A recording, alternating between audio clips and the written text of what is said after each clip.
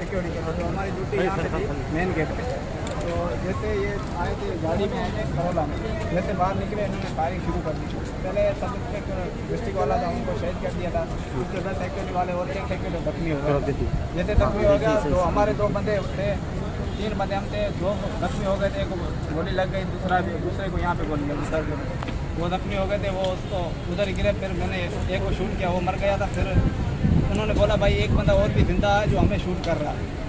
ये वादे सुनने में आया था मेरे को, तो मैंने भी फायरिंग बंद कर दी, वो पीछे भाग गए। तो 2 बंदे उन्होंने बोला भाई 2 बंदे जो आगे फायरिंग करते जाओ और एक बंदा हमें कवर दे।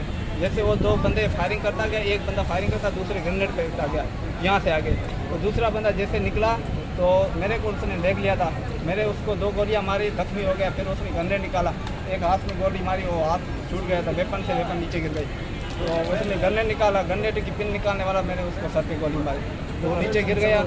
जैसे नीचे गिरा 2 बंदे आगे गए, एक को मैंने पीछे से गोली मारी थी, वो थोड़ा जख्मी हो गया। फिर आगे भाई ने जो है कार्रवाई की। 1 मिनट के वक्त के बाद में फिर उठा, फिर मैंने उसको देखा तो वो किसी कहीं और फायरिंग कर रहा था सामने। तो फिर मैंने पक्का निशाना उसके सर का लिया, फिर उसके मैंने सर को गोली मारी, जो उसके सर में लगी, उसके बाद में गिर गया।